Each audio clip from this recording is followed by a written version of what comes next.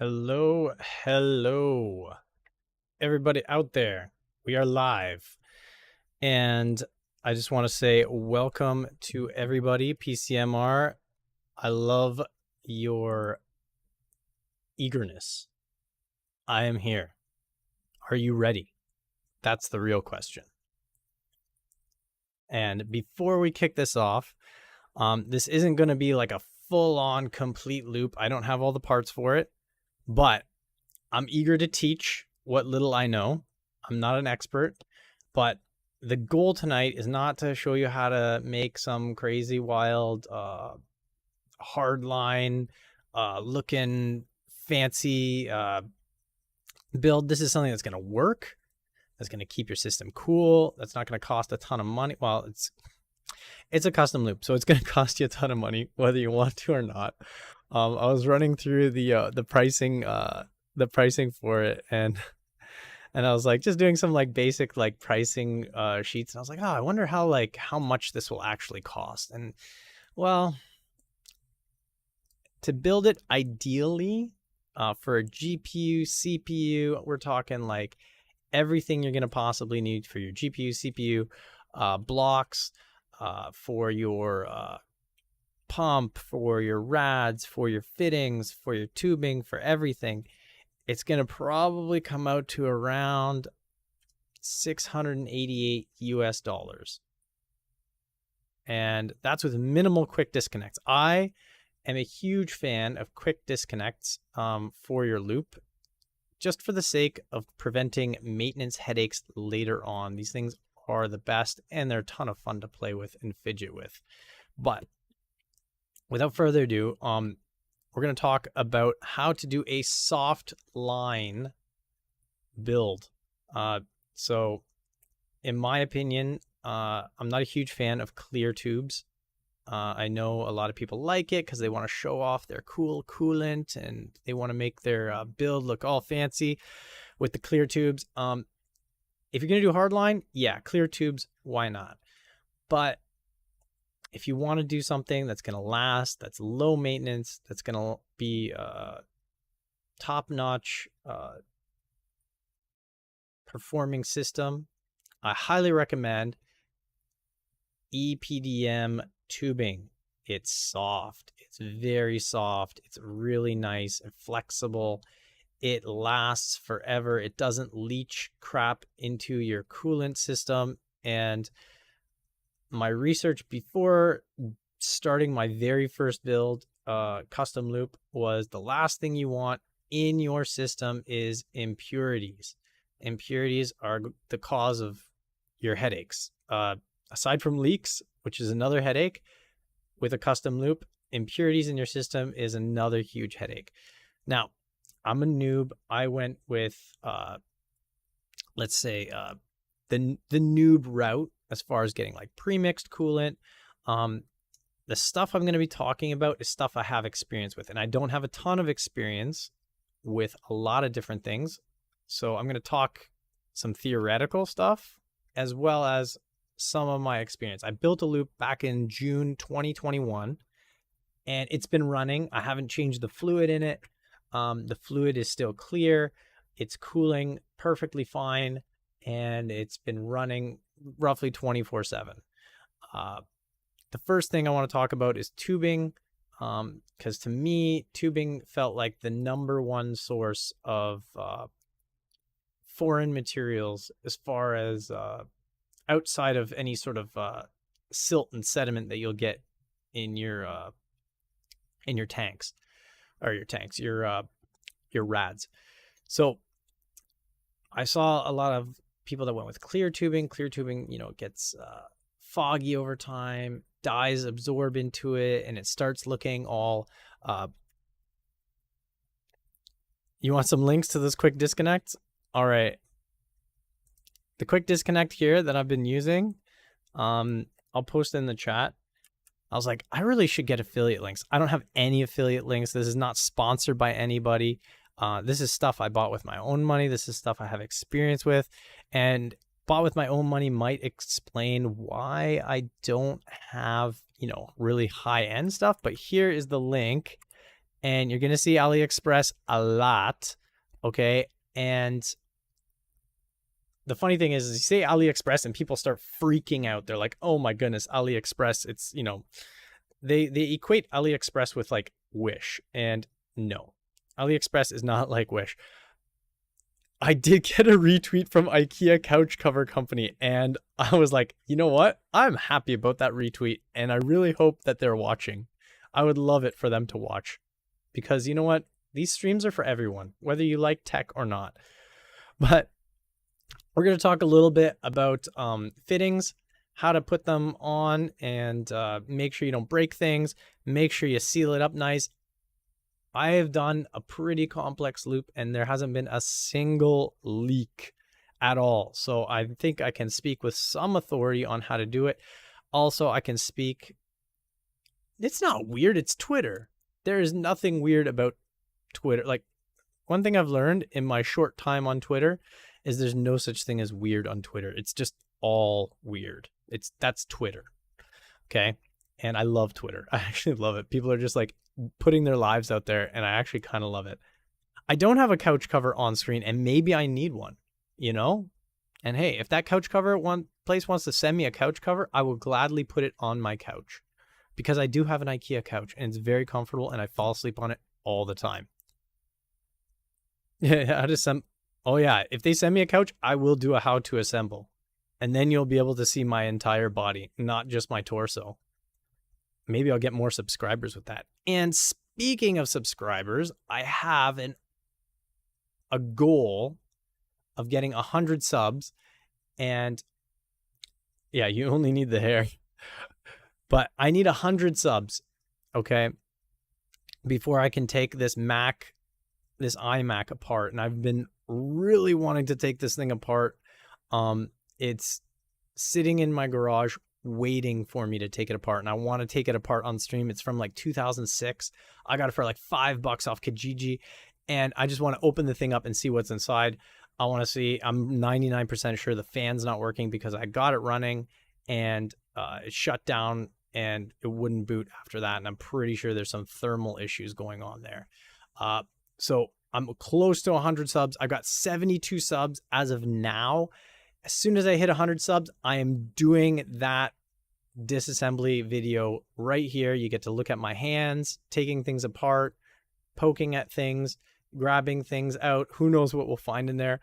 All I know is I'm 90% sure I got some sort of like sinus infection from that computer, because I was like smelling something funky.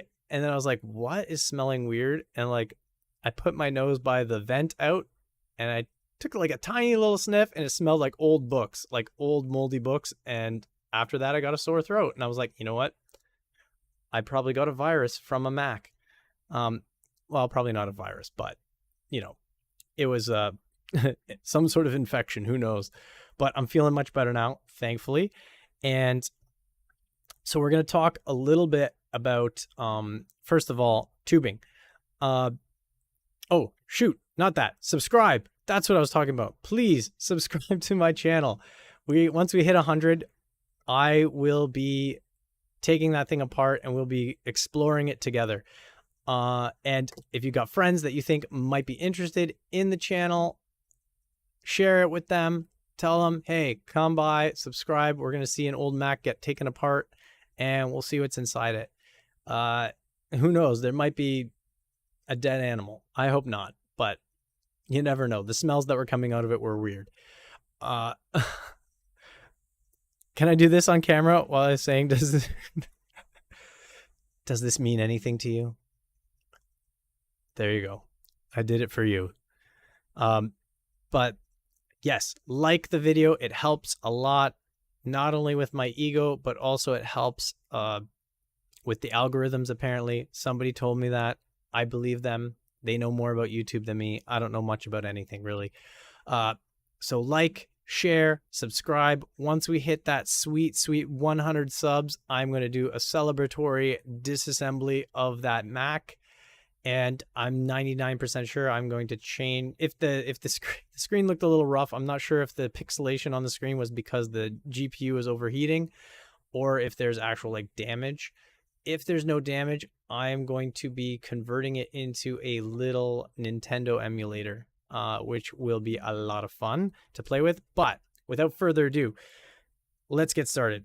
Tubing, EPDM, in my opinion, is the best. It's the easiest, it's nice, it's soft, it's grippy, which means these fittings just want to just grab onto it and seal it like there's no tomorrow. And I love that about it. It's black, so it mixes in with your build really nice. It's got a nice matte finish, so it's not like super shiny. Scratches won't really show up on it. And it's a really excellent tube to work with. I got mine from McMaster-Carr. I like McMaster-Carr because you can get 10 feet of this tubing. So this is a 3/8 by ID by 1/2 inch OD. So all these fittings, I do have a list with links, and I will be putting it in the description. Don't you worry, PCMR. I've got my list. I want to go through it and check some things quickly. And selfishly, I kind of want to try and get affiliate links in there too. But yes, do comment on my videos with questions too. So I might not cover all your questions, but do feel free to ask questions on this. If I don't know, I'll ask someone who does know and get you an answer. Fruita Palm is a water cooling master. McMaster-Carr is a scam site. You shut your mouth, mister. Don't you dare say that about my precious McMaster-Carr. I love McMaster-Carr. It is the best. And the reason why I love getting tubing from there, all right, and I'll tell you this, they have actual FDA certified tubing that conforms to standards, tubings that's made in the US of A, and has, material certs, traceable material. Those are all requirements for FDA certification. So that means that you're not going to have weird stuff in this tubing material. This tubing is actually like good enough to move like water for you to drink through it. So it's FDA approved for food and America. So that's why I like this tubing. Not only is it much cheaper for a 10-foot length of this tube, so 3 meters if you're speaking Canadianese, it's $37.26 Canadian, US dollars $28.88. That's with shipping and the price of it. The actual price for a 10-foot length is $12.90 USD. And I have actually a package here, which is right here. This is straight from MacCar. I have an extra package of it just because I was thinking of doing another loop, and you get a ton of it. It's beautiful. It ships to you in like a couple days. Length is good. Girth needs work. It's true. And you know what? Interestingly, I'm going to take that innuendo and I'm going to turn it around and actually be educational about it. This is a thinner tube, which means that it kinks easier, which again, you can go even in a different direction talking about kinks, but it kinks easily because it has a thinner sidewall. So yeah, I got the thinner one just because it's going to be probably easier to fit it over top of the barb fittings on these. So if you're wondering where Barb is, she's not in the upside down. She's actually inside here. These are the barbs. And I'm actually going to quickly, while we're doing this, I'm going to actually just adjust my camera really quick so you can see a little bit closer.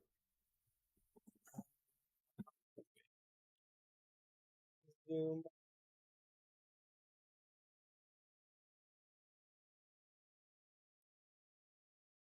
Oh yeah. Here we go. Okay, there we are. Okay, boom. Then I get an even bigger close-up of my hands. So here is the piece. You can see the little barbs here.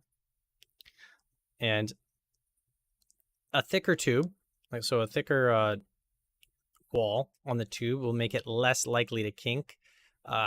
So you can, bend it a little bit tighter. But if you're careful with it, you can get a decent a decently tight radius without pinching it. And that's one thing you really want to avoid when you're doing a loop, is pinching your tubing, because you're going to be impeding flow, and flow is very important. So we're going to go through a few things here.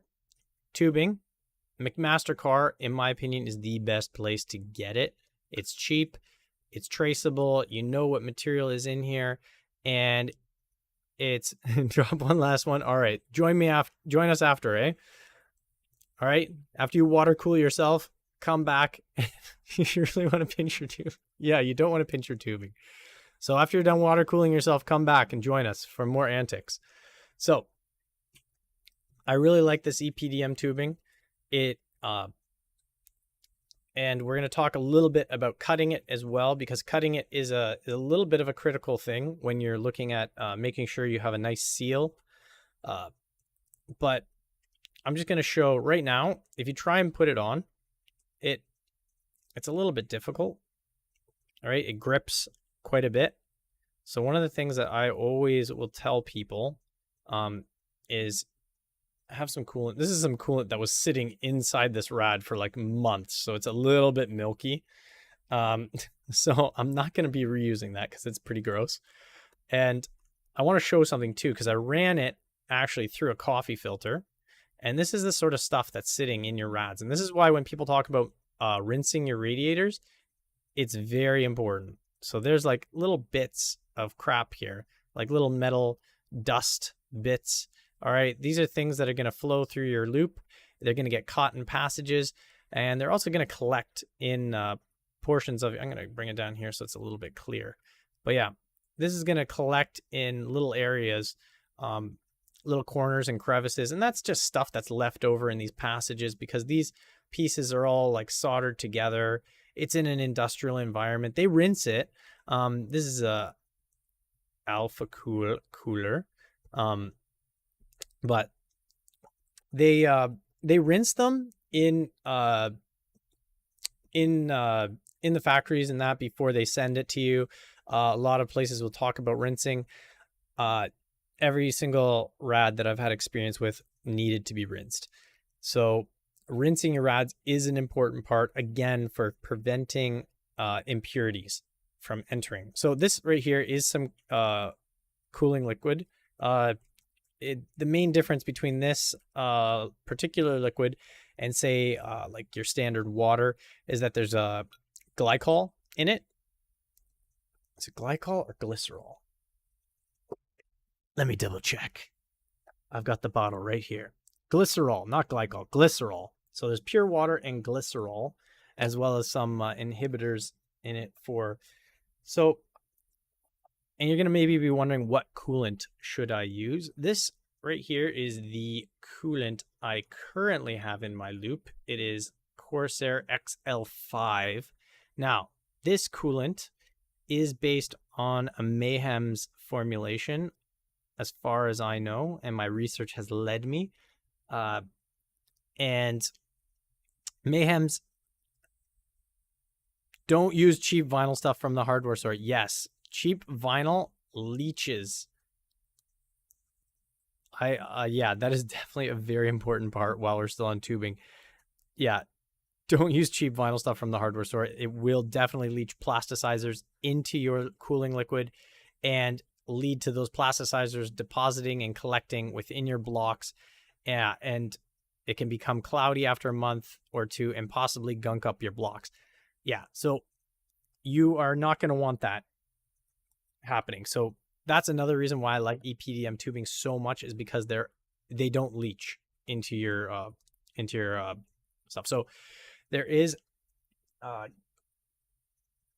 glycerol in here, and I'm using, currently in my loop, I've been using XL5, which is no longer available.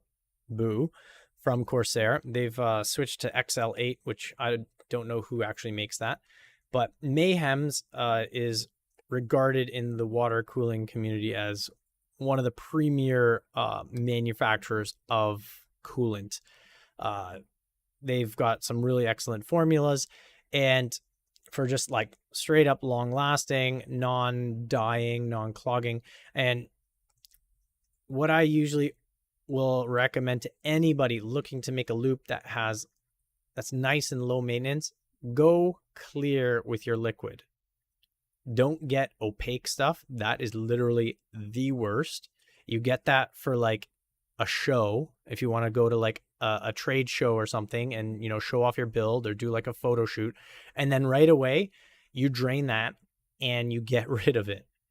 So usually what'll happen is your other end of this tube will be attached to something. So you always want to remember to put your ring on here. Yeah, don't get that crap. So I always dip it, and then the glycerol will help it slide quite nicely on here. And so you see it's actually slid all the way down until it butts against this ledge here. And then you just bring this and you just tighten it on. And again, too, the that coolant will actually help it slide nicely while it's gripping, and then you have a very nice seal there. So I'm just gonna wipe this off now. Yeah, clear coolant is the best. Translucent is the next best. Opaque is like literally the worst. It's like, let me put crap in there that's gonna get stuck, and it'll get stuck everywhere. Some stuff, Mayhem's coolant, typically the dye does not stain. Some coolant manufacturers will give you warnings that it is staining. So look at this thing. This is on here, and you can pull on that, and it takes quite a bit. It started to pull out a little bit here, but it takes quite a bit of effort to actually try and pull that off. And that's even because it's still wet. But once that's dried, that will be extremely difficult. Yeah, if you don't have access to premix, you can buy Mayhem's biocide and growth inhibitor and simply add to distilled water. Yeah, it's definitely very economical. Fruita Palm, he is experienced with making his own liquid. I'm like super noob, so I bought premix, and you can save some money by making your own. And you know, so once you have it on there, it's actually quite although you don't want to do this. I was just putting this on here to show you how to do it. When you're actually attaching it on your build, you're actually going to want to attach the fitting, say like on a block. You're going to actually want to attach your fitting first on the block, just because trying to twist it with the tube attached is going to be really annoying. And another thing that you're going to want to do while you're looking at attaching fittings, I'm going to look at like the fittings that I'm using here. If you're wondering, these are Barrow fittings, again from AliExpress. I feel a lot more comfortable using fittings that are not like, I think a lot of people, when they think water cooling, they're like, all right, EK, it's the only way. And if it's not EK, it's going to be garbage. It's going to leak. False. And that's also another reason why I went with soft tubing, is that soft tubing is a lot more forgiving than hard tubing. Hard tubing, you have something off, something crooked, you're getting leaks. And to redo it is a pain in the butt. But here's a key thing. So when you're tightening this in, you can see there's a little gap here between the fitting and the surface. And I'm gonna maybe show you more in depth here. So this is the G-quarter thread here, and you can see there's an O-ring in here, and this O-ring is actually what's going to be doing the sealing for you. So you don't need to like reef this thing in there like crazy, massively torque it down. You just have to bring it in. So this is already starting to gauge. You can already start to feel it engage, and it's not fully seated, but you just want to twist that in until it goes fully flat. And you can, if you really want, you can lubricate your ring to help it slide a bit better, but you typically won't have to. And you can even go like hand tight, and that right there is pretty good. It's sitting flush on top, and it's ready for a tube to go on there. And It's the same deal too when you're doing a quick disconnect, right? The tightness between this flat surface and that flat surface isn't what's sealing it. It's that O-ring getting crushed in there. So right there, it's starting to engage. And then you're just going to tighten it until it bottoms out. And you can be a lot more aggressive with metal on metal. This is not so much an issue. You got to be a bit more careful when you're screwing it into something. This here is a POM plastic. So you got to be a little bit careful. If you really torque that down, you can strip those threads out. Now, POM though is a lot more forgiving than say a plexi type block. So a lot of like clear, anything you see that's clear, that's plexi. And if you over tighten that, you can get cracks. And guess what happens?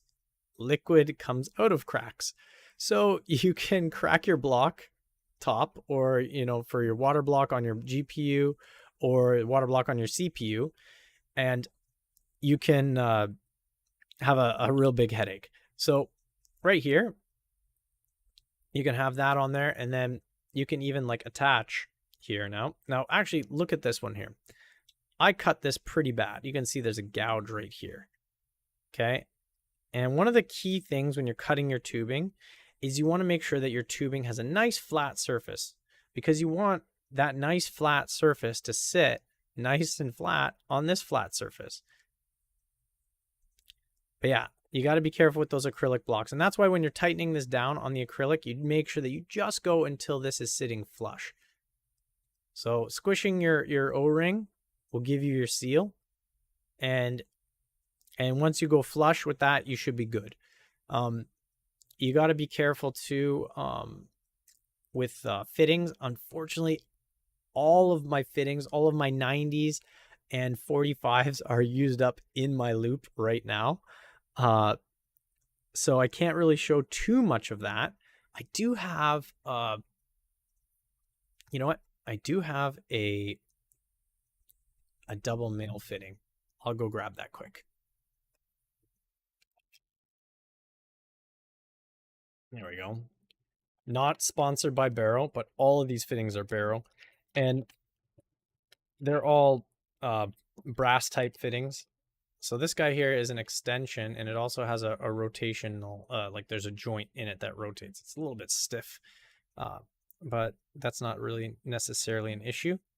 But you can actually then take a male fitting and you put it in the other side. So right here now, we've got our quick disconnect, right? That's attached here. I'm going to actually attach this onto here. Actually, first though, we're going to cut this. And we're going to do a little bit of an experiment with this. Now, to cut your tubing, you can try with scissors, or you can get a little fancy Nancy tool right here, which is supposed to cut it evenly. All right. So you put this tool in, and I'm going to use this tool because it looks like, and we're just gonna push this on, and you just smush it in there. There. And that didn't seem to work very nicely either. So fancy tool, still left a little bit of a nub there. That's not good. Now that right there is not really something to worry about. That will actually be fine. You won't have a leak from that. That won't space it off enough. Like you're still going to be, behind the main barb. So this top one is actually the biggest of the three that are on there. There's 3 barbs. So there's a large one, and then like a primary, and then 2 secondary ones afterwards. So that primary one there is going to be doing most of the sealing. This, when it's screwed on, is going to be squishing. Inside there's a little ledge, right? And that ledge is going to squish against this to squeeze that rubber tube in there. And that's another thing I really like this EPDM tubing with, is that it squishes really nice. So this little nub that's there, that's not going to be an issue. I don't know, maybe this tool I got is not good, but I'm going to take a little piece of junk tube, and I'm going to do another cut experiment here, because I don't want to waste too much of the tubing, even though I've got some. So another way that you can do it is you can squish it flat, and you can just put your scissors on there, and you can just cut. Dude, and that's not terrible. It's not like, you can see there's a little bit of an unevenness on there, right? It's a little bit crooked. You're not going to get that nice straight cut that you would potentially get with this. Maybe I'm just not cutting it very well. Let me just try one more time. Let me just see if there's a method to this madness, or maybe I need to hold it and just.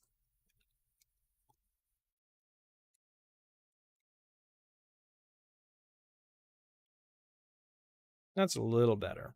Still not perfect. There's still a little nub there, and I don't like it, but you know what? It's straight at least. It's not a crooked cut. I need to maybe get a better tool, or adjust this tool maybe down a little bit further, so I can maybe loosen these screws and move that blade down a bit so it'll cut a bit better.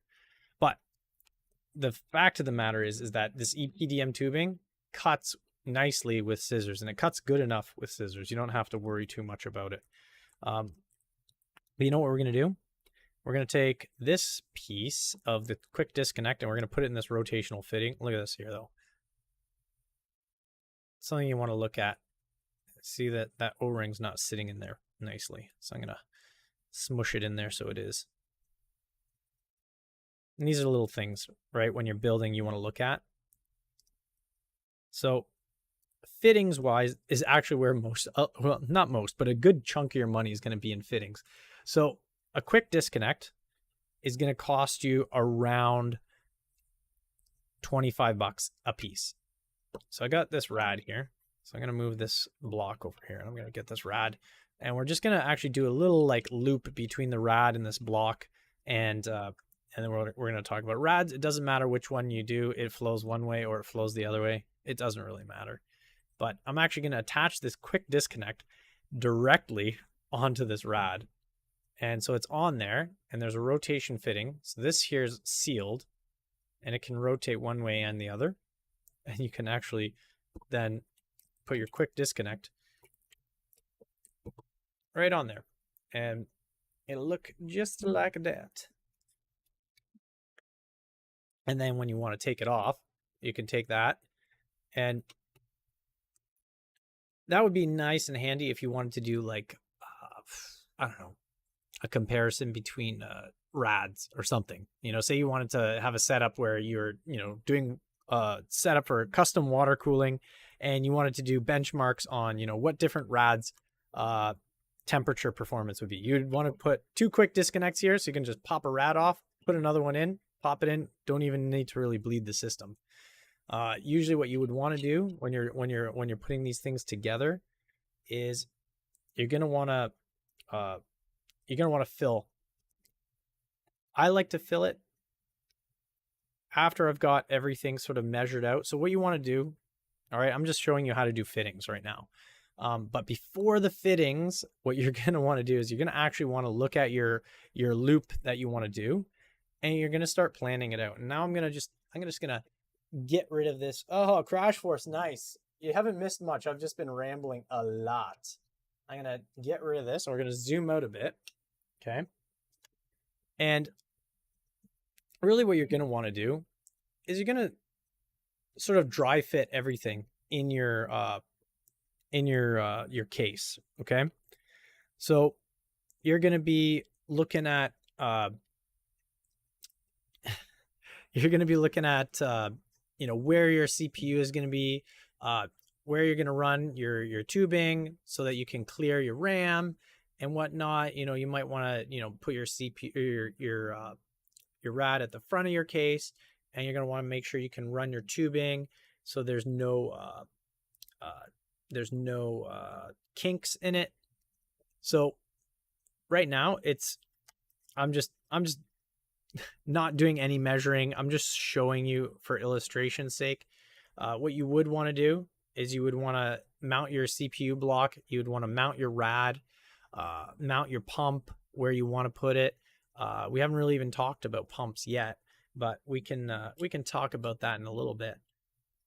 I'm just, for now, I'm going to just attach this on to the block. And on each block, there will be an in and out. Make sure you pay attention to that. That is important. If you go out the in or in the out, you're going to be having some temperature problems. So look, this, you have a nice gentle bend. There's actually a little kink happening right here. So if I had this actually extended out a bit, there'd be no kinks in that, and that would run nice and smooth. So say you had your rad positioned. Let's move this maybe a little bit over so you can sort of see it a bit better. But, say you have your rad positioned at the front of your case, and you have this coming in, you would most likely have your pump mounted on your rad. So you probably would have on the bottom here, you'd have a fan, and through the fan, you'd have a bracket that your pump is attached to. And you'd be running these fittings on there, right? You'd have a fitting like that. You'd have another fitting up here on the top of your rad. And the great thing about the rads, anything that's metal, is you can really run those down pretty tightly. First, though, you want to make sure you take this off. Now, one of the things I have, that's nice and tight now, but one of the things I have so I can get these off is I have some nice padded pliers. So these can grip without your, actually, I'm going to put the smaller piece in there. These can grip without scratching your fittings. So if you grab these fittings with any sort of plier with a metal face, it's going to dig right in, because these fittings, they're made of brass, and that's soft, and you're going to just gouge into the knurling there. You're gonna scrape it, and you're going to see little flecks of brass there. So to avoid that, you're going to want to use, you can use, you can wrap tape around it if you don't have, some fancy pliers. I got these guys off of Amazon Japan. Love that site as well. Lots of money wasted. Spent there. So these you can just put them in there and just reef them right in.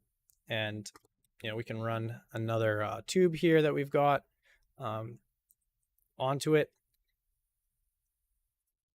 And usually what you would do is you would have a tube here that would come down into your pump. And for a very basic, see, look, it's not going on. So we do the old trick. Dip it in the coolant and get some coolant on the tip there, and whew, get some coolant on the tip, and then we let it slip. Come on. There we go. Make sure it's nice and flat. Grab a tissue. And yeah, again, you're going to want to make sure that you're sitting nice and flat against the edge that I was showing earlier, and nice and even. And you just tighten that down, and it seals it really nice. You hear the squeak? That's good. That's good stuff right there. And now we can just run this guy on here as well. Now you can see, like, this is obviously way too long here, right? So maybe, nope, that one's way too short. So you know what we'll do is we will actually, so usually you would have this running into your pump, and then you'd have another tube going down into your pump. Right? So both of these would be going into your pump, the outlet would go into your block, and then that would go into your rad. And that creates basically your loop. And the great thing too about this EPDM tubing, right, is you can run this into your, you have this fitted on your motherboard, you have this fitted on your case, and you can just run the tube from here, and then you can be like, oh, I want that to go right there, and this is where I need to cut. It's nice and flexible, and you can just do your measurements like that. You don't have to, measure twice, cut once. You can just, especially if you get that 10-foot length, you can never measure and cut like 5 times and still have plenty left over. So the great thing about this EPDM is that it's really nice and soft, like I was saying. And you know what I think I'm gonna do? I'm gonna try. Yeah, we'll just make this a nice sort of loop, nice gentle flowing loop here. And we'll just seat that in there.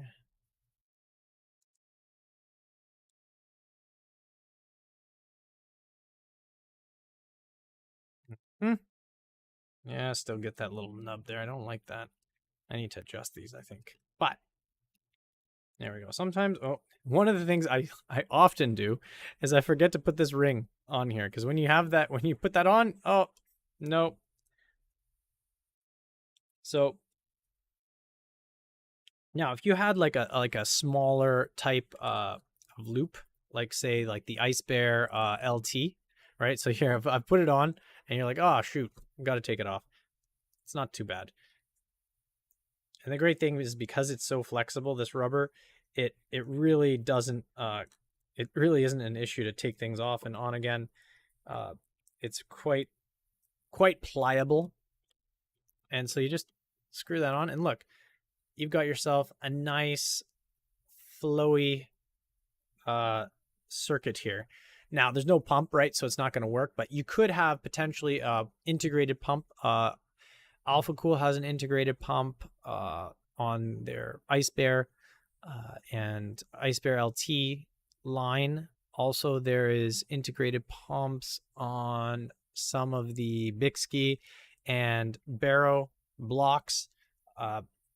Personally, I haven't used any of those integrated pump ones. I decided as far as pump goes. Now, I know this is a hotly debated topic out there. A lot of people are like, oh, DDC, D5. D5 is cool, it's quiet, and it's super reliable. I have a D5 in mine, and it's nice and quiet. It's been running 24/7 for over a year, no issues. So here we have our loop right here. Basically, it's connected, and you know, having one quick disconnect is kind of pointless because you can't really do much with the one quick disconnect. But say you had two, right? You could take this off and you have, say, your pump and reservoir are mounted down here. You wouldn't have to actually drain your loop. Say if you wanted to do maintenance on your block, you know, you say your block is like gummed up with crap and you want to clean it out, you just take those quick disconnects off and you're good to go. Now, I found this to be super handy, and I highly recommend getting at least two quick disconnects if you're going to have a GPU in your loop. And I say this because it's very easy to not get proper contact with your GPU the first time you mount the block on it. So you could have heating issues. And let me tell you, taking the fitting off, draining your loop, and taking your block off of your GPU, it's not a fun time. It's a lot of work, and it's super annoying because once you finally get your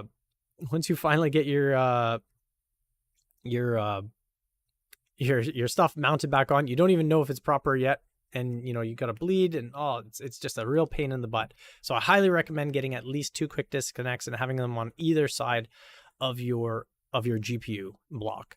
Highly recommend that. So you know, if you have to remount the block, it's a quick, easy, painless process, especially if you have no active cooling on the back plate. It's literally painless to redo it. Yeah, D5, it came highly recommended by Fruita Palm, and it's cool, it's quiet, they are big. Yeah, DDC pumps are noisier and run hotter, but are great for builds with very limited space. Yes, small form factors. But yeah, if you have room in your case, get a D5. Another thing I want to say about coolant, right? So colored coolant, in my opinion, is dumb. Okay, especially because I love these dark black lines. I love this look. It has a nice, clean, industrial aesthetic to it that I really, really like. I'm not like super flashy. You know, you get that clear coolant tubes, it looks like crap. But if you want to make it a little bit glitzy, a little bit fancy, you can get a nice clear cover block with an LED in it. And what you can do is you can set your LED to whatever color you want. And why not just put clear coolant in and just change the color of your coolant as you see fit by changing your RGB. It's a bajillion times easier. It doesn't have any risk of staining, and you only have to get one type of coolant or make one type of coolant for the rest of your loop's life. So I highly recommend doing that. That's what I have right now. I've got a nice clear is it acrylic is the right word? Or is no, POM is acrylic? Plexi, whatever. The hard clear plastic. That's the one I'm talking about, all right? I got that on my block as well as on my GPU, and they have RGB, so I can just change that to whatever color I want. I can change it to red if I want red looking coolant. Now you can get a pump where the reservoir is clear and you can have LEDs on it too, and so you can make it look like your coolant color is whatever color you want. And that is my recommendation, a little tip for you there about how to get whatever color coolant you want, whenever you want, however you want, and you can even have it, changing color. And I think it looks a lot nicer than just having, a singular coolant in there. So that will be my spiel about that. But I'm going to go through a little bit more about components now. We already talked about tubing in depth. Talked a little bit about the quick disconnect. I threw the link up there for you, PCMR. And these hose fittings right here. Now, what you'll notice is I talked about this hose, or the coolant. Spinny's back, all water cooled. Nice. Oh, fair enough. But you want to make sure that you match your size of your fittings to your tubing, right? So this tubing is actually 3/8 ID, 1/2 inch OD, and these are 10 mil ID, 13 mil OD. So you're thinking, oh no, metric fittings, they're not going to work. But guess what? They do, because this is made for a 10 mil tube inner diameter, and this, because it's nice and stretchy, it's actually 9.5 millimeter ID. So that will actually stretch over top of that extra 1/2 mil. It just gets stretched, which is not a problem. And once it stretches over top, because your tubing thickness then is a little bit stretched out and it's a little bit bigger, it actually sits on there like it's a 13 mil. So let me take this the old Vernsky here. All right. It actually sits at like 14, 15 mil on the major diameter, right? And on those minor barbs is actually 14.86 mil. So, we're zeroed. Okay. So you're going to get that clamping action on it anyways. So once it's on there, it is going to get on there and it's going to tighten. And you can already feel it. It's already tightening now, and you can see there's still a gap there. So it gets on there and it tightens it, and it stretches and it seals. And that is what is going to make it so you do not have any leaks. And I will tell you, after building these knurled surfaces, they chew your hands like crazy. So if you have a fingerprint reader on your phone, make sure you protect whatever finger you use to open your phone up so you can still use it after you build your loop. That's another tip they don't tell you. All right. Now, another thing you probably want is, if you do buy a D5 pump or some sort of pump, you're going to want to get a fitting like this, which is a stopper. And usually pumps will have an extra outlet. I'm not sure exactly why, maybe for draining or maybe for running, multiple paths. But I typically will block it off with a plug and then just run out one outlet. And I'll have a 90-degree coming out of my pump. Depends obviously where you put your pump. I'm cooling in a Thermaltake P3 case, so I've got the pump sitting just off to the right side there, and it has a 90 that then feeds directly over to the GPU, and then there's a quick disconnect between the pump and the GPU, and then I have a quick disconnect between the GPU and the CPU, and then I have another quick disconnect between the CPU and the RADs. So I can, pull out the CPU block if I want and run water cooling on just the GPU, or I can pull out the GPU if I want and run just water cooling on the CPU. And I like that flexibility where I can just do that, not worry about draining the system, not worry about any of that. And I can work on one of those if I want and in the meantime, I can just do that. So there's going to be a few 90s. This right here, right? If you have a front mount, you can actually get away without any sort of fitting on here aside from the actual barb fittings that fit the hose. This guy here will actually probably go directly down into your pump. You won't need any 90s or 45s on that. And again, it's helpful to have just a little bit of you're gonna have to think a little bit and make a few decisions on what you're gonna need depending on where you have your rads. I would say just as a minimum, my recommendation is get 12 of these fittings. So you have 12 of these, 2 quick disconnects. You've got your block, you've got your rad, you've got your GPU block. So if you're running a GPU block, CPU block, separate pump, and 2 quick disconnects, you're going to need like 12 of these. So you're going to need one on either end of, unless you get a male fitting, a double male fitting that goes between your rad and the quick disconnect or something. And I highly recommend, if you're going to do a hard mounted quick disconnect, do it to a metal surface. I have a couple mounted on my CPU block right now that are there, and I clench my butt every time I take those quick disconnects off, because I'm like just thinking in my head that when I take that quick disconnect off, because it's hard mounted to the clear plexi, and I'm just imagining in my mind that when I take that quick disconnect off, it's going to crack the plexi. So I highly recommend, if you're going to do a quick disconnect directly mounted to something, you do need to pull out carefully. You do have to be very careful with that. You got to be careful about kinking. You have to be careful about pulling things off. It's really a tricky situation, let me tell you. But you're going to want 12 of these. So 2 for every time you have a soft line.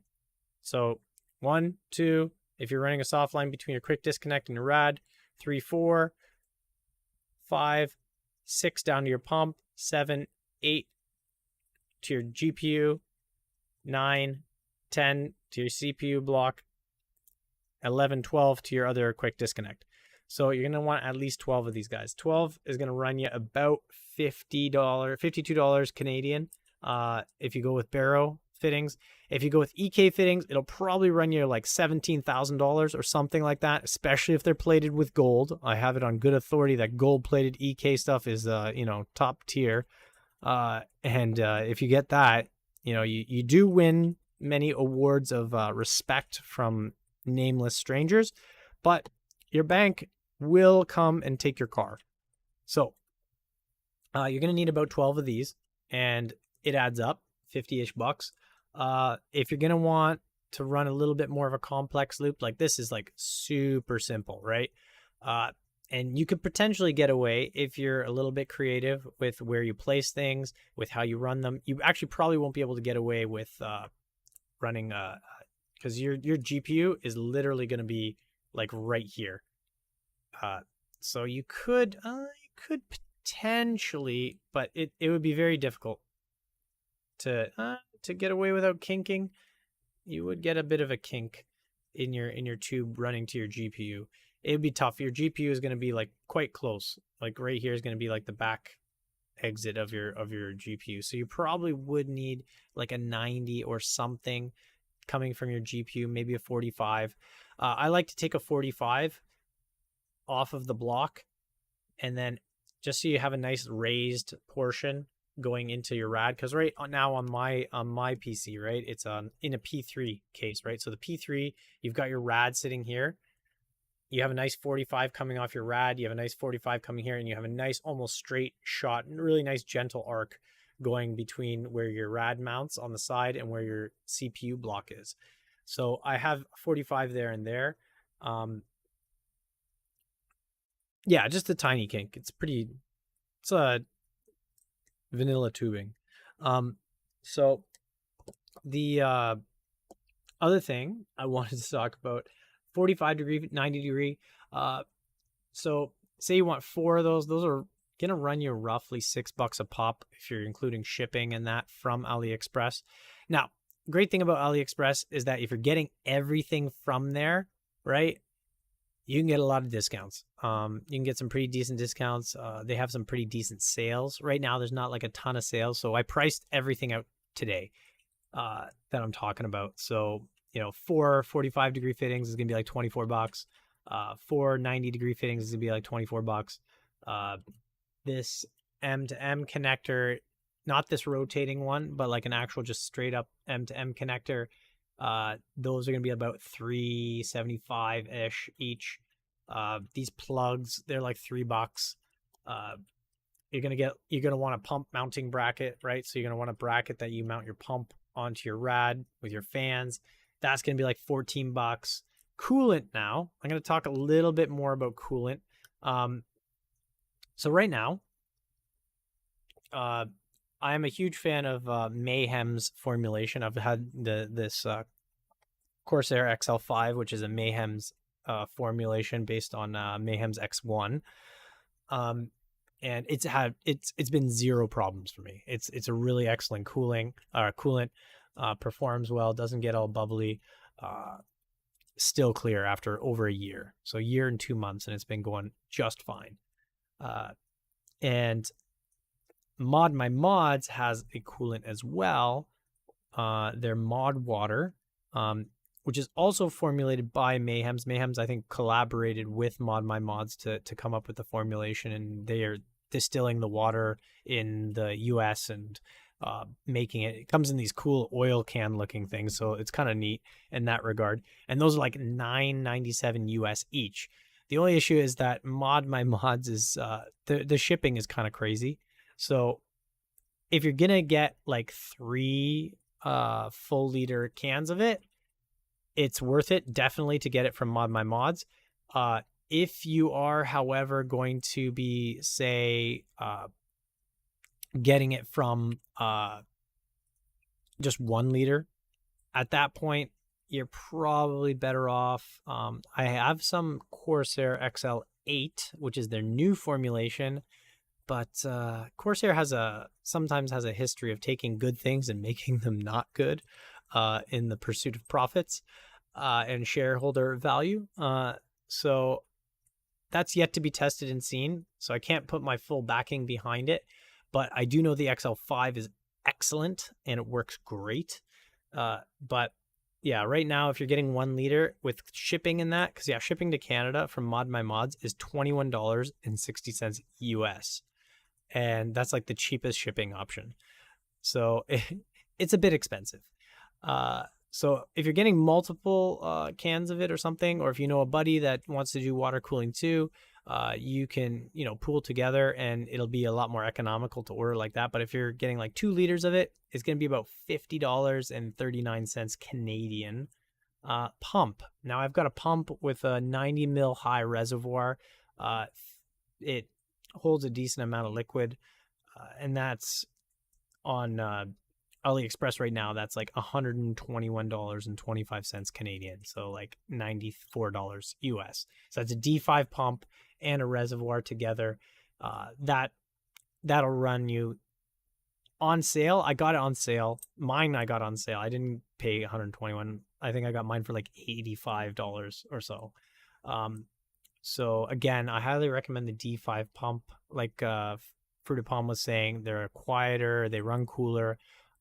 If, however, there is a use case where the DDC is better than the D5, and that's if you have a lot of very restrictive passages. So if you do have a ton, like I've got actually like 4 quick disconnects in my loop, 2 blocks and 3 rads, and the D5 is moving liquid through that just fine. So it might be able to run it a bit faster. I don't know if I had a DDC. At a certain point, your DDC pump will be better if you have a lot more restrictive things. Like right now, the plates that I'm using, like the blocks, they have fairly wide passages for the cooling, and we're actually going to crack this guy open and talk about that in a little bit. But Because of that, I think that's not as bad. So the D5 works great. But once you start adding a lot of things to your loop, you could run into problems with flow. I had a friend who was doing a wild loop, and he had some issues until he added another D5 pump just to get that flow that he needed. So you're going to want to be just thoughtful of that. If you're just running a CPU, GPU through like 1 or 2 rads, you're totally fine. That D5 will be just fine. And I actually have a spare D5. I'm just gonna stand up and grab that quick. So I got this because, again, you never know if it's gonna break or shut down on you or not. But here's a spare D5 I got. These things are like, again, like, I think, what did I get this for? Like $65 on AliExpress. Okay, so you ran a D5 with 3 480 mil rads, 2 GPU blocks, a CPU block, and 2 quick disconnects, and it's fine. Yeah. So this is basically what your D5 looks like, and it's a magnet that's suspended on this ball here. I think Jay's 2 Cents did a cleaning thing, and on this, so you've got an impeller here. Let me see. I'll zoom in so we can see a little bit better.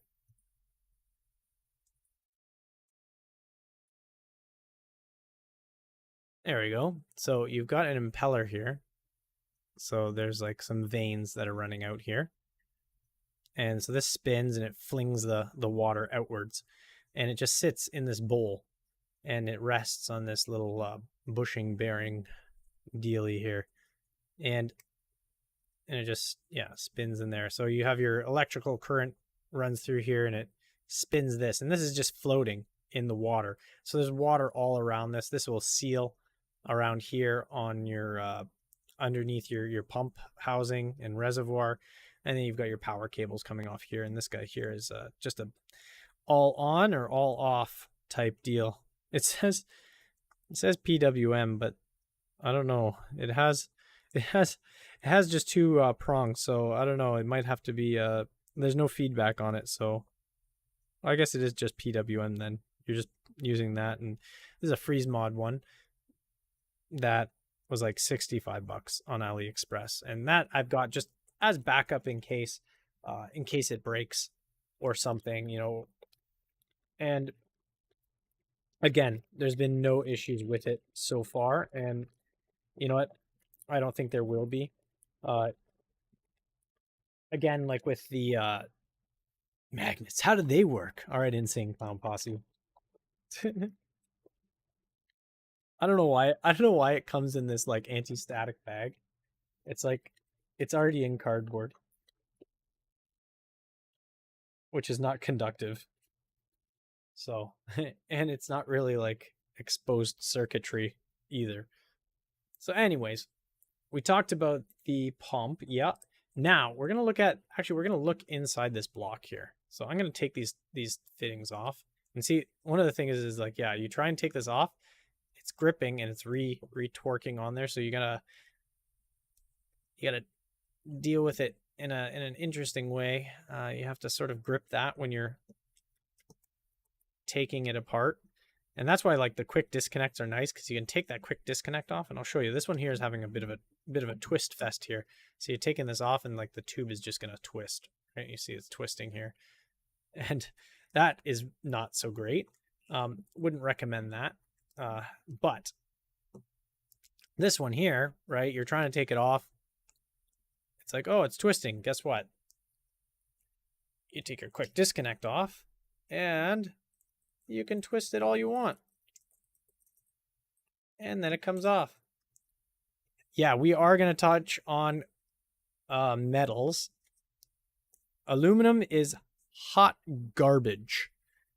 I will say that right now on the offset. Never buy any cooling component for a custom loop that has aluminum in it. It's pointless. It's dumb, and it can only cause problems. If you already have it and you've done it, don't feel bad. There are coolants that will help you out with it. But if you're looking to start fresh, avoid aluminum 100%.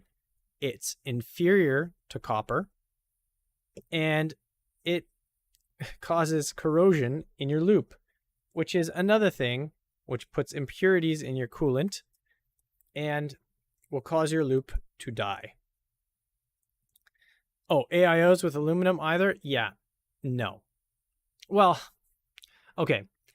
I have to stop there with AIOs with aluminum. All right, I have in my wife's computer a Corsair H60 from like, I'm pretty sure it's from like 2015, and it's still running just fine. I have no idea how. I have no idea why, but that thing is still running. So I personally would avoid an AIO with aluminum. Now I'm going to talk about AIOs in a little bit, coconuts, but let's open this guy up and let's take a little peek inside, right? Yeah. Oh man, that is tight. There we go. So these, oh no, you can see my roof. It's so shiny.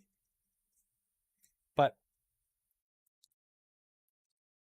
when you're looking at a GPU or a CPU block, really the only thing that you would get for a custom loop, and the only person I've heard of is EK having an aluminum line, all right?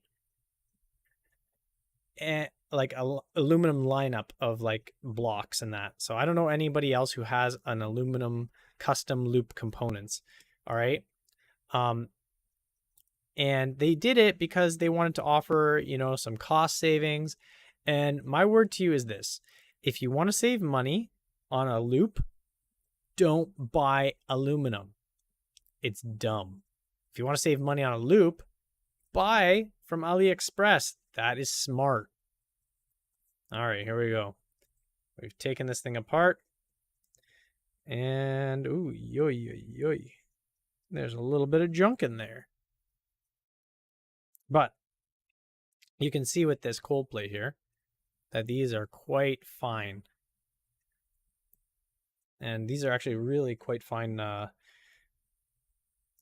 parts on there. You've got your jetway here. Ooh. Your jet plate. Leaving on a jet plate. Don't know. Ooh, yucky. When I'll be back again. Oof. See, there's sediment in there. You can see it's kind of nasty.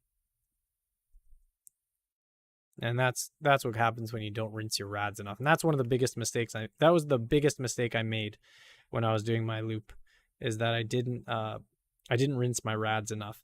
And if you're thinking about like how can I make sure I rinse my rads enough? I know, cool your jets, bro. I know, I need to cool my jets. Oof. This guy's coming off with the O-ring and everything. It's a really interesting setup here. So, if you're wondering how can I rinse my I can rinse my rads. My recommendation to you would be this. That's nasty looking. My recommendation would be this: is to take your rads, fill them with distilled water, and let them soak for like a couple days. And every day, shake them. Is that where Marmite comes from? Yeah, probably. But shake them every day. And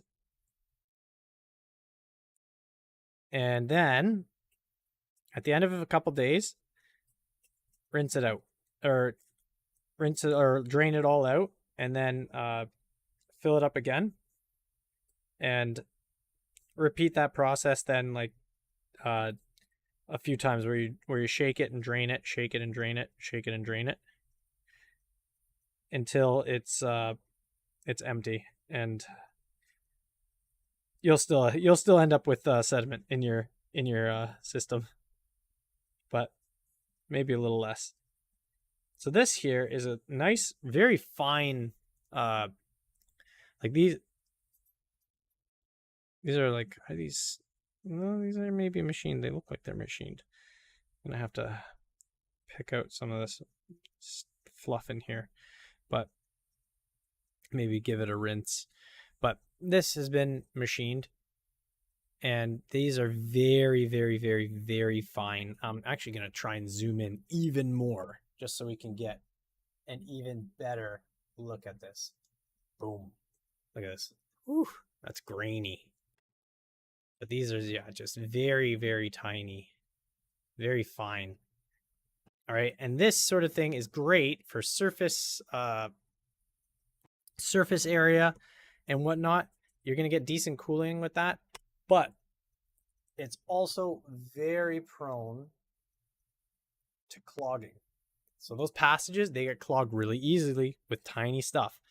You get a nice, you get something that has like bigger passages, and you're looking at like, yeah, you're looking at a much more difficult piece to have to get clogs in. And that's one of the things I was thinking about too when I spec'd out my system, is that I wanted a bit bigger passages. And one of the great things about Bixby with their blocks, all right, they do have a bit of a bigger, thicker fins within their cooling array, like their cold plates. They're a lot thicker. They've got like 1 millimeter or half millimeter thick channels, and you can very clearly see the actual fins on there. And one of the things I've noticed about that is it's great for avoiding any sort of obstruction. So you're not going to have that issue with, say, things being blocked and getting jammed up. So this guy here, we're going to make sure that we put it on right. Yeah, this should be perpendicular. Your jet plate should be perpendicular to the jet ways. And then, yeah, so we put that on, and that should put her back together. But yeah, the nasty. This feels nasty on my hands. But the thicker passages, they're not so great for surface area, nor are they so great for I think for velocity. Actually, no, thinner passages are better for velocity. Yeah, but they do allow for better better handling of impurities in your system or bits from your rads, etc., without getting clogged. Now, one of the things I want to talk about is just going to touch back on aluminum. All right, why would you pay less for an aluminum when you can get copper for even less than an EK aluminum block? I think you want a GPU block from Bixby, which I've got 2 Bixby GPU blocks, which are working fabulously. They have not given me any problems with mounting and that. They provide excellent cooling performance. I highly recommend those blocks. They're quite reasonable, and they perform really well. So why would you pay the same price for a Bixby copper block as you would for an EK aluminum block? That does not make any sense to me. So it might be also why EK is like getting rid of their aluminum line. So this is nice and tight, nice and tight. I'll definitely have to do a little leak test on that guy later, but we'll reattach this and continue discussing anyways. But as far as blocks go, like this block I got from Barrow, AliExpress as well, cooled just fine. I had this on my 8700K. It was cooling it really nicely. This thing cost me like $60. And you've got that nice jetted cold plate. It's nice, decently thick, good amount of copper in there. One thing I will say about Bixby with their blocks, they might not have the finest passageways in that. They might be a little bit old looking, like with how thick the array is of cooling fins in the cold plate. But they make up for it with like a metric ton of copper. Like they use a ton of copper in their stuff, and it's awesome. And I love it. So yeah, performance of all blocks is quite similar within margin of error. Fruitapalm, you've got experience with EK stuff and found no difference in quality or performance compared to Barrow Bixby. So Barrow also makes good blocks, and they work great. Bixby has great ones. I have one right now on my 5950X. I've got a Threadripper one that also has holes for holes for AM4. So it could be on a Threadripper or AM4. So it has a really nice large area where these cooling fins are. And so I've got that sitting on my 5950X, and it's keeping it nice and chilly. And it has a little built-in LED screen. I think I got it for like about $150 Canadian for the block with a temperature readout, RGB, blah, blah, blah.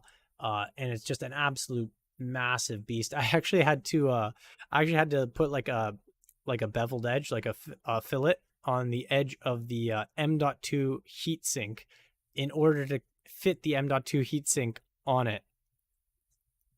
Yeah, the Bixby 3090 blocks with active backplate, they have like roughly a kilo of copper in them, I think. I think that's like roughly what your measurements were, I think. Right? And so, yeah, it's just absolutely insane with the amount.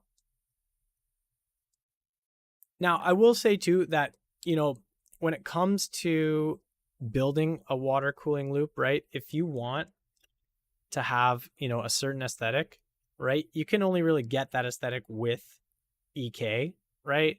Or Alpha Cool. Alpha Cool actually is another one I would recommend, because they have actually quite decent value as far as their blocks are concerned. So I do like Alpha Cool's blocks as well from a price to what you get. They also have a nice broad lineup of items. So you can definitely get those. So, I really like, the Alpha Cool blocks for GPUs.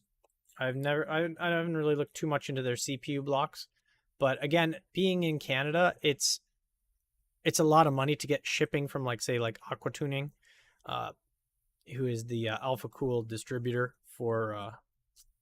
It's actually funny. Not a lot of like water cooling companies in say like the States have decent shipping to Canada. So if you are a water cooling company in the States and you've got and you can find a decent deal with your shipping company, you can probably tap into a serious market.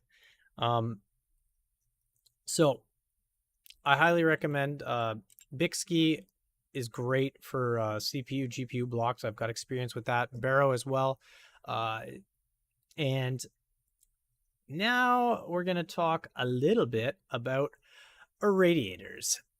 And this is actually one of my favorite parts of water cooling. And it's kind of like a weird obsession of mine. But I absolutely love radiators. Just, I don't know. So this one right here that I've got, this is one that came with, it's an Alpha Cool. I'm just going to, see Alpha Cool. So this is actually a really thin one from Alpha Cool. It doesn't really offer a ton of performance, but the great thing about it is all copper. And that is one thing I love about Alpha Cool. They really put the alpha in Alpha Cool. when it comes to this, because yeah, it's all copper all the time with AlphaCool. There's no worries of getting an aluminum rad from AlphaCool. And that's another thing I don't like about EK, is I think they do have aluminum rads, and I will say a big harsh no to that. Although aluminum fins are technically Beta Fool. AlphaCool's Beta Fool is their aluminum lineup. I love it. Beta Fool. I pity the fool. But yeah, one thing I really like, this is a really thin rad. This actually came with, I bought an Ice Bear LT. So it's the low profile. Yeah, fooling the betas. So this actually, overall, the rad inside is like, technically, this outer dimension is 25 mil. And inside, it's actually, the actual fin height in there is roughly, it's roughly 15 mil for the height of these fins in here. So there's not a ton of area, but it's actually pretty decent if you don't have a lot of room, you know, in your build. And again, that's another thing you have to think about if you want to do a water cooling build, is you have to be, there's thinking and planning involved, and you want to make sure that you have enough room to run it. Rads, AlphaCool's pretty decent. Just make sure what you get is all copper, and don't be, that's something you don't really want to cheap too much out on either.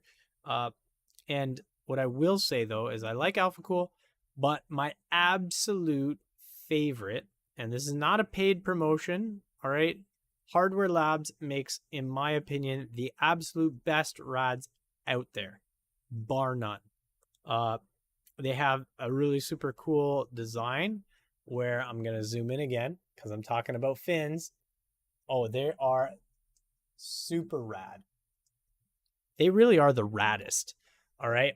So here you can see you've got your fins in between your channels. So these vertical lines here, these are actually coolant channels. So you have coolant moving along these. And with this rad, you've got two tanks here. So these ones actually all run this way until you get all the way to the end. There's a little mini tank here, and then half of these will actually then run the opposite way. So your coolant runs down, around, and then back up out. But in between these channels, you've got your fins that are going like this, a little ziggy-zaggy. Now, Hardware Labs, they've got a little double ziggy-zaggy here. All right, so you've got basically two sets of this in between each of these passages, and it increases the surface area. And the way that it's designed as well is it doesn't really impede airflow that much either. So it's amazing. I love it. And I just always think of, like, if I can, I will get Hardware Labs. Now, do I have Hardware Labs in my build? No. And here's the funny story. All right. Corsair, in their genius, basically contracted their rads out to Hardware Labs. So the XR5 from Corsair, the XR7 from Corsair are Hardware Labs rads with a little Corsair badge on the side. That is awesome because you can get a 30 mil thick, all copper rad with the sweet little double nifty rad fin array pattern for $100 Canadian from Corsair, or on Amazon. They have them for $100. I don't know if they're $100 right now, but now that's all good and well. But if you want to go to the next level, there is a 60 mil thick 360 length rad, the XR7 from Corsair, and I absolutely love those rads. In my opinion, they are the best price performance rad out there. Now, if you can fit it, it's awesome. If you can't, then you got to go with a thinner rad. Yeah, with rad thickness, yeah, a 360 mil rad that's 40 millimeters thick. So we're talking about 40 mil. You're talking about this thickness here. And 360, you're talking about this length here. So this actually holds, you can see one set of holes here, another set of holes here, and then there's another set of holes here. That's for 3 120 mil fans. So 360, so 120 plus 120, 240 plus 120 is 360 mil. By this one's by 25 mil. Typically, you're going to get 360 by 30 from a lot like EK, unless it's a thin one like this for, you know, thinner cases, smaller spaces, that sort of deal. But yeah, a 360 mil 40 rad is typically going to run cooler and quieter than 80 mil 240, even in push-pull. Interesting. I've never known that. But yeah, at a certain thickness, though, it doesn't make a ton of difference. There is a lot of comparisons, but I will talk a little bit about my rads and the temperature difference from one to another. So on my build, I have 2 3090s, a 5950X, and that's on a custom loop, single loop, driven by a D5 pump.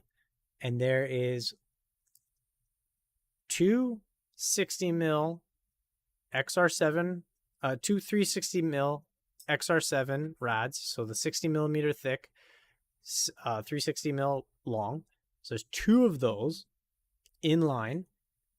Each one of them drops my coolant temperature, judging by temperature of the outer casing of the inlet and outlet. So I'm measuring the metal here. So there's an inlet, outlet. I'm measuring the difference between the inlet and the outlet temperature is about 4 degrees Celsius on each rad, which is incredible. And then it runs into another 30 mil rad.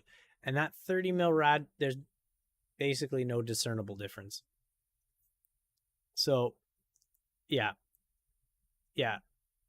PC fans definitely have limited cooling. I've push-pull on the 60 mils.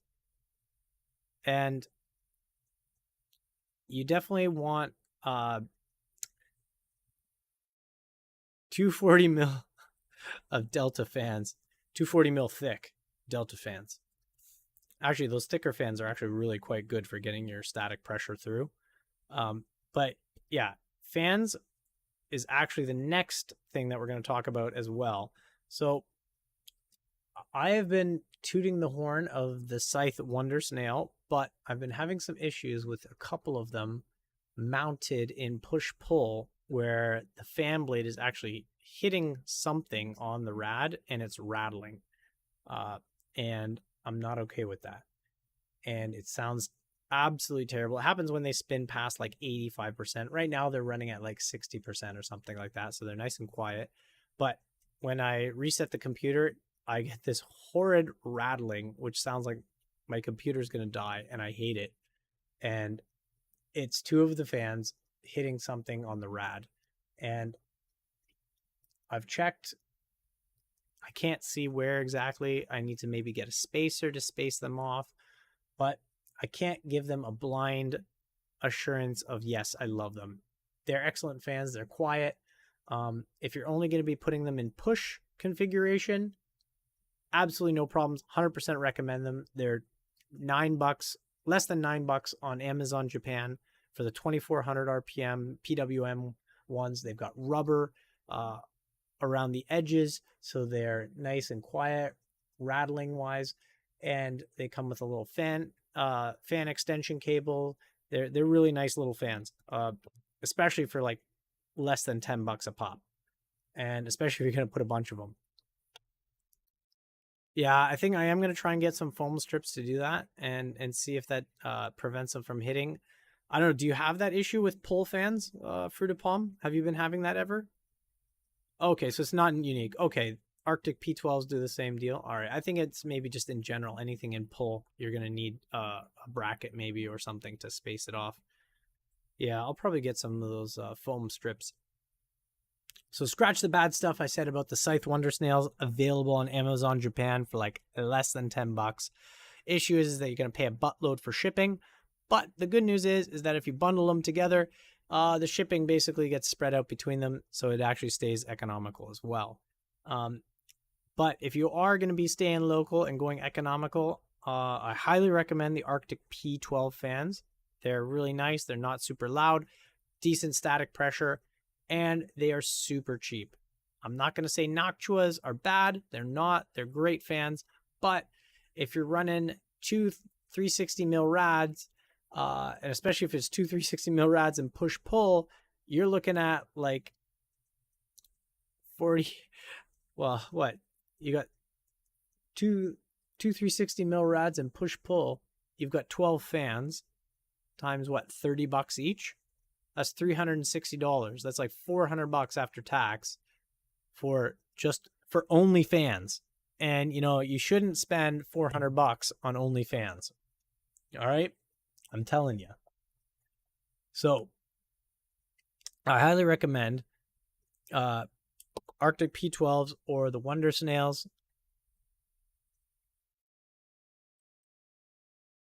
Yeah, if you have the space, do push pull.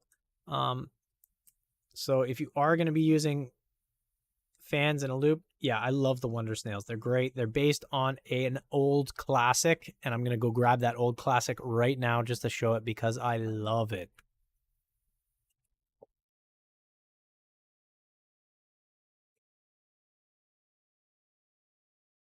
I am back. So here, I actually store them in the Wonder Snail. So you can see the design of the Wonder Snail. Absolutely beautiful. I love them. But I have another fan stored in here. So these are not the ones. These are the ones I've been getting from Amazon Japan. So they're PWM 2400 RPM. Really nice fans. But these are the goats. Let's be real here. These are the Nidex Servo Gentle Typhoons. Now I grabbed these from Dasmode, which is a Canadian water cooling supplier. I'm not a huge fan of his prices, but on these fans, pricing is actually quite good. So if you do want to get these babies in Canada, I highly recommend grabbing them. They're marketed as Dark Side Gentle Typhoons. Now, granted, they come with these cheapy looking cables. I should probably get a sleeve on there or something. But if you can hide them nicely, you don't need a sleeve. But oh, these are just absolutely gorgeous. But with the Wonder Snails, these are sort of the accessories that you'll get. You get a little bitty here with a cable extension. These are four pin ones. So these are PWM. I think I got these for about $20 a pop. Again, his shipping's not the best, and his pricing on some things is also not very good. But these fans are excellent from Dasmode, so I do recommend them from him if you're in Canada. So, but yeah, those are great fans. But if you're running, and the real goal of this was to talk about if you're going to do a custom loop for next gen GPUs, CPUs. Now, we're seeing like reports of what, like Intel 13900K running, 350 watts with power limits removed. If you're running 350 watts, you are going to need a custom block. Now you want to pair that then with a Nvidia 30 or 4090 Ti or something like that. Yeah, 600 watts, you are going to need a custom loop. So especially if you want to have like half decent temperatures on them. And I have a feeling that, not only are people going to be replacing their power supplies to deal with this, they're also going to be replacing their computer cases to get the additional ventilation required to get, 1,000 watts of power out of that case. 1,000 watts of heat out of that case. So, yeah, you probably want to look into water cooling if you do. So my recommended setup, so with tubing, with a decent pump and some disconnects and fittings, etc., with I would say a single 60 mil 360 could potentially handle a CPU GPU, because you're getting roughly the same surface area as a two 360 mil, 30 mil thick rads. So you could potentially handle a single GPU CPU with that, but you probably won't have the room. So you're going to probably want to be running two 360 mil by 30s. Those will run you like $200. But overall, you're probably looking at, if you're going to run two 360 mil by 30s and all that, you're probably looking around, you're going to be hitting $1,000 for your custom loop for GPU block, CPU block, pump, fittings, tubing, coolant, rad, fans, everything. You're looking at about $1,000 for that, Canadian. And that's not including tax. But if you're buying from AliExpress, a lot of times there isn't any tax. But anyways, that's just between us. But yeah, you're looking at like $700 US for that loop. Now, if you are going to go, I have it spec'd out as well, like if you want to go like the cheapest possible. So if you integrate you can get block reservoir pump combos on AliExpress for $125. So that actually cuts out a decent amount of your cost. You cut down also your fittings because you're not running extra fittings between a pump reservoir and your rad and your block. So, and if you go with, say, a single 60 mil overall, if you want to run this on the cheap with the minimum amount of 45 degree and 90 degree ones, you can even maybe get away with none of them. And you can bring your build down to under $600 for water cooling. Now, is $600 worth it for water cooling? In my opinion, I've seen people spend way more than that on RGB. And I don't know if you could tell by now by, me calling, something like this beautiful and nice. I'm not a huge fan of RGB. Now, if you like RGB, all the power to you. And if you want to spend money on RGB, all the power to you as well. But if you want a nice, cool running PC, you can get some RGB in your water block. You can get some RGB in your GPU block, CPU block, even a little RGB ring for your reservoir. You can have your RGB and a cool build as well, right? But that'll be closer to the $800 range. But if you want to cut down, you can get probably in around $600 all in. If you're really smart and minimal, and it will still work. You won't have quick disconnects. You'll have an integrated CPU, pump, reservoir, and a single rad. But you're going to have something that'll be half decent at cooling, and you can always expand on it later when you have the cash. And that's the great thing too about water cooling is, I've got these fittings. Guess what? These fittings, I'm going to be able to use these in 10 years as well. They've already been, standardized their the threads on all these components. So, you can reuse your fittings. Blocks, sometimes you can't reuse them, but other times you can get maybe adjusters or adapters for your plates to fit. Rads, you can reuse those. You just got to make sure that, after a period of time, you probably have to clean them to get any gunk out that may build up over time. I will say me leaving this with liquid sitting in it for a few months was probably not so wise. That's why this looks a little milky, maybe not so great. But yeah, you could go all the way down. Now, if you wanted to just cool a CPU with a custom loop, now, I would not recommend that per se. If you're looking for the best bang for buck ability to cool your CPU, again, I would have to say from my experience, I would get like an Alpha Cool Ice Bear or something like that. but I wouldn't get the LT, especially if you're looking to cool something like your 13900K. I would get the Ice Bear with the 30 mil rad. So it's a thicker rad. It also has a larger pump reservoir area.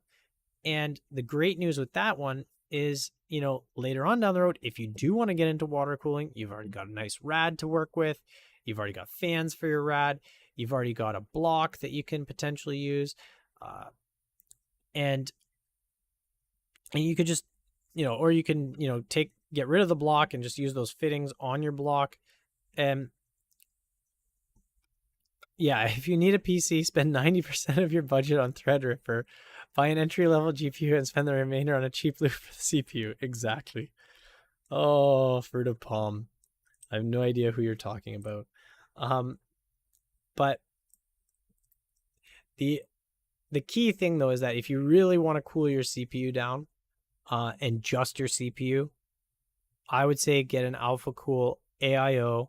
You get a nice 30 mil thick all copper rad, which already has fittings on it. So if you want to service that, if you want to reuse that at a later date, you can always do that. That's one thing I really love about Alpha Cool and their stuff. I think also too, Bixby does offer those things as well on AliExpress. And I will say this about AliExpress, it does get a bad rap from some people, but really what it is just Chinese Amazon. And that's it. In fact, a lot of the stuff you're buying on Amazon is actually just stuff that people have bought on AliExpress and are reselling for more money.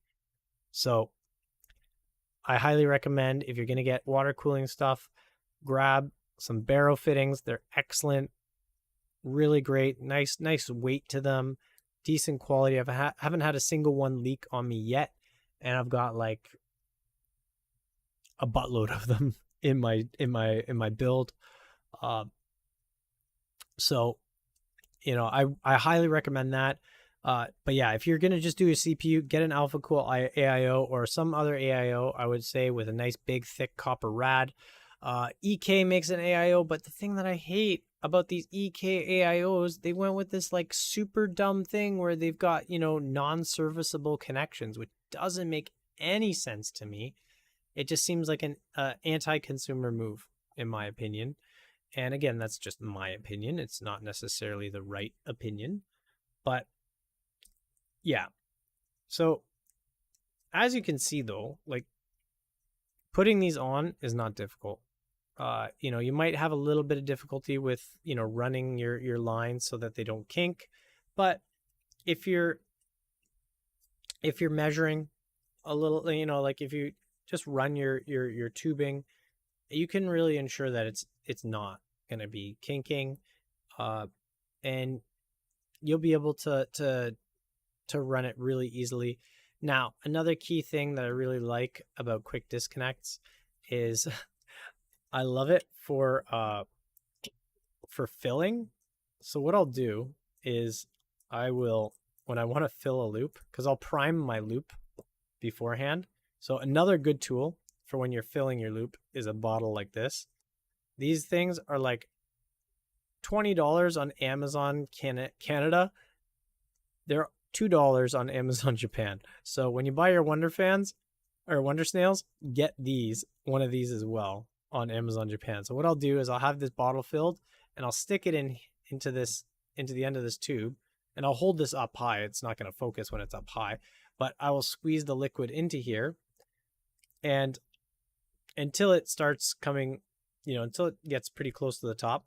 And then what I'll do is I'll use this and I'll push in this end on the quick disconnect, and it'll vent the air, and I'll push that until a little bit dribbles out. And then I know that this, for the most part, is totally filled with coolant with very few air bubbles. And, a lot of people talk about, leaks in that. Yeah, if you're a first time builder, I definitely recommend, doing like a 24-hour leak test on it. Most big leaks will show up right away. You're not gonna, see a big leak in like a week down the road that wasn't there before. unless you have like some sort of serious like pressure issues within your loop, and it's just like pushing on something and it's gonna like pop off. That doesn't really happen. You can see that these are quite tight. They're not going to come out. They stretch quite a bit. So what I would recommend doing is actually, if you want to run your if you don't want too much of an interruption when you're building a loop for your PC, I would say turn off your PC, take your stuff out for a dry fit. So you can dry fit this on your CPU. You can dry fit this in the area where you want to mount it. And like say you have like a Noctua air cooler and air cooled card, right? And you can sort of sit your block roughly where it's going to be. If you take your card out, you can sit your block roughly by the PCIe slot there, and you can see where your inlets, outlets will be. And you can do a rough estimate of where your tubing is going to go, and you can get a rough estimate of how high it's going to be off, so you can run your tube. You can mount this on your, take your cooler off, mount this on your CPU, and just have the PC off. And you can just run your lines, connect them all.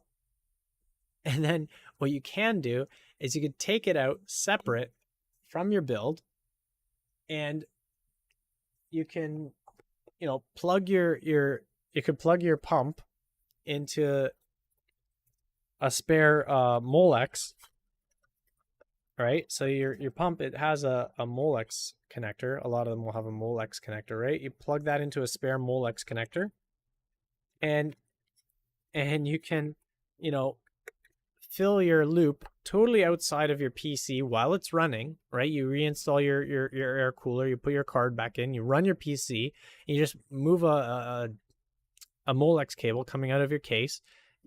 You plug that in to your into your pump, and you can run and move your system, bleed your system outside of your PC. If it springs a leak, who cares? It gets your desk wet, as long as your desk doesn't lead to your other, to your PC, right? You can just, run it totally outside on a table, connecting your pump to the Molex, and you can check for leaks. And you can run that for 24 hours, no leaks. Awesome. Boom. You can go, you install your CPU block, put your GPU block on your, you probably would want disconnects for that, but if you want to do it on your GPU, you definitely want disconnects if you're going to do what I'm saying, between your GPU and your CPU and your GPU and your pump. So if you have that, because installing your GPU on your fully assembled loop is going to be a bit of a pain in the butt. But I would say if you have your quick disconnects, you can just put your block on your card, and then you can install this like an AIO, basically. It would go in like an AIO, except you'd have a heavier thing with your pump mounted onto here. And you put that in your PC, and you've already leak tested it. And you can just connect your quick disconnects and flip it on and run it. And you're good to go right away. So that's a nice way to do it. Or, again, if you're about to, do it before you go to bed, and then just, run your power on your power supply without it connected to your motherboard, so you don't boot up your computer, and so you have no power going to your motherboard or your graphics card, and just powering your pump, and you can run that then overnight for your leak test. I like to use these shop towels.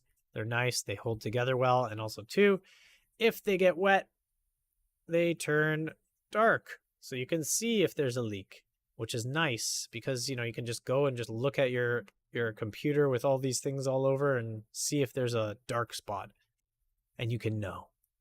But yeah, it's a lot of fun though. To me, I love running these tubes. It feels so cool that, it's, I'm able to pull heat away from here and push it out there. It's I don't know, it's a weird fulfillment for me. And I'll admit it's not necessarily normal, but I really, really enjoy it. And it's a lot of fun. Um, I love the building aspect of it. You know, you can build it, and with soft lines, it's just a lot more fun. I find it's so much fun to run it. Hard lines, it looks really cool. It's rewarding at the end of the day, but I think it's rewarding because the amount of pain that it inflicts on you, that, you know, you're like, finally, no more pain. But I hope this was helpful to you. I hope this helped encourage you to potentially look into water cooling, creating a custom loop for yourself. Uh, Feel free to ask any questions in the comments. I'm more than happy to answer any you may have. Fruit of Palm, he's a quick message away from me as well, and he's got a wealth of knowledge as well with this, a lot more experience than I do. As well as a lot more experience than I do with AliExpress. He's actually the one that influenced me to get into water cooling. So my credit card thanks you. Well, the credit card company thanks you.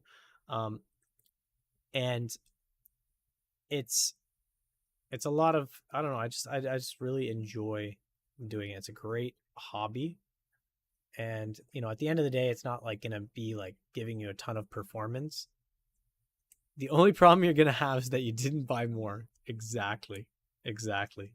But, you know, there's a lot of good brands out there. Definitely look at a few of your local stores as well. If there's a store local to you, that also helps potentially cut into the costs. Usually what I'll do is I'll price stuff out on AliExpress and then compare, because sometimes it is cheaper here. Also, too, with AliExpress, you have to take into account that it's going to be at least 2 weeks before you get what you order. So say you're building your loop and you're missing something and you're like, I can't get it. And it's like, well, I don't want to order it from AliExpress. I'll order it locally.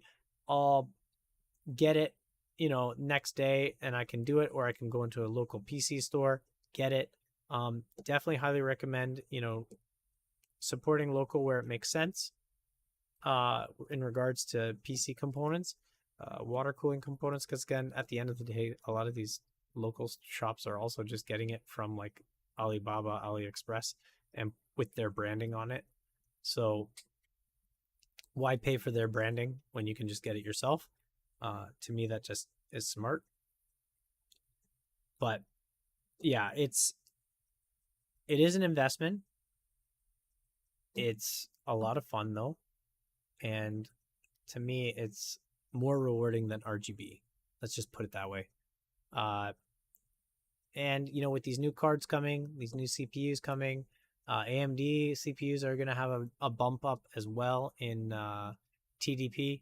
So expect more aggressive cooling solutions.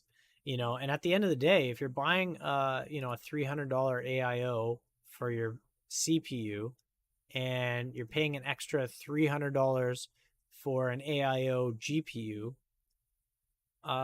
why wouldn't you just spend the $600 instead on a custom loop? And you can, you know, have something that'll perform better and you can improve on over time if you want. So that's just my 2 cents.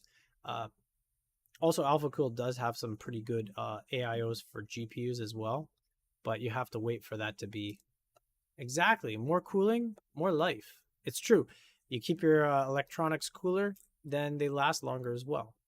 So, although if there's a leak, your electronics will be cool forever then. But I think overall it is relatively low risk. And it is a lot of fun. And yeah, I'll be posting in the description price list with I'll do my recommended build So that's going to be the one that's like $888 and Canadian, about 688 US. And that'll have just your basic overall pricing. I'll work on that and I'll pop it in there. So if it's not in there, like tomorrow, which is Tuesday, August 16th, check back later on and I should have it there. And there should be some good stuff in there to get you going. Also, too, I'm going to probably at some point, I'm going to probably use this guy in my wife's build. And I might put one of my water-cooled 3090s in her build as well. So she'll have a water-cooled CPU, GPU, custom loop dealy. Not going to use this little dinky 25 mil thick rad to cool both of those. But if I do that, I will definitely bring you guys along for the ride. Thank you so much for watching. Anybody and everybody who's stuck it out and checked it out, feel free to ask me any questions right now if you want, or pop it in the comment section below. I'd be more than happy to answer any questions you have. Also, too, if you're like, hey, what you said is wrong, feel free to comment as well. I'm happy to hear your opinions as well, no matter how wrong they may be. No, I'm just kidding. But, if I miss something, that's always entirely a possibility. This is not a pump block combo. I just built this. This is just some tubes that I had, some fittings. And this is just a block with a rad and a quick disconnect. I just put this together tonight just to show how, you can put these fittings together. I don't have a pump to show. Not one, at least, that's not in use. But it's a very similar principle with attaching the fittings, with putting the tubing on the fittings, etc. Oh yeah, no, Crash Force definitely. I'll pop that. I'll pop that in, and I'll also hit you up in the Discord once it's in, just so you can check it out. But hey, come back and just keep watching the video over and over and over again, right? To see if the list is there. I gotta trick people into bumping my views up. But yeah, feel free though to subscribe if you want to subscribe. Please like. It's not going to cost you anything to like my video. Also too, if some other people who would like to subscribe, tell them to subscribe too. This isn't just for you, Crash Force. This is for anybody in general. I'm not trying to single you out. Don't worry. Also too, if you don't subscribe, I won't be mad. I'll just block you and kick you out of the Discord. No, I'm just kidding. But I love to share the love of water cooling. It's something that my water cooling father, Coconuts, has passed on to me. So I love to pass it on to other people. And, I'm not like super technically inclined. So like, I was actually like terrified when I was putting my stuff together for the very first time.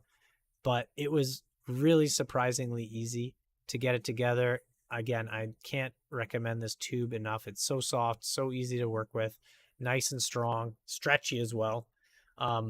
So that's my spiel on water cooling, especially too if you're looking at getting these newer gen stuff with the higher power limits. It'll be a great investment for your future, and for the silence of your PC as well.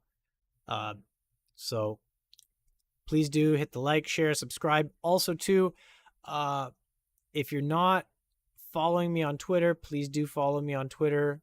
I post funny things sometimes. Annie will back me up on that in the comments. He's got some good stuff too on his Twitter as well. So I follow him, he follows me. We like each other's stuff like a family.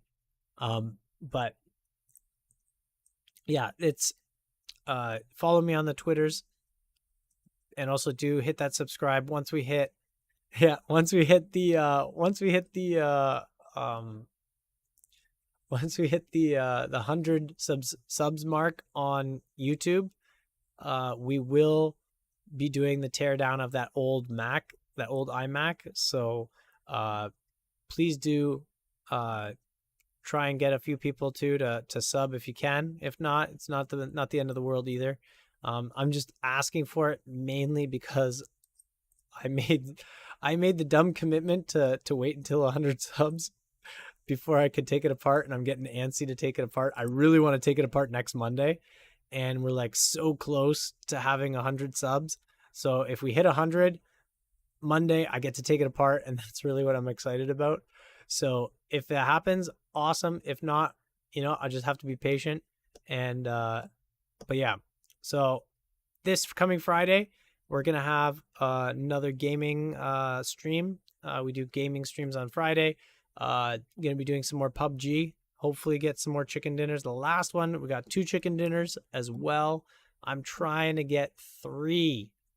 So if you can, come on out for that and cheer us on as we try, or laugh at us as we die, and it'll be good times. So that's it. That's all I got for tonight. Thanks again so much, guys, for tuning in, and I really, really appreciate it. You guys are the bomb, and I will see you guys in the next one. Goodbye.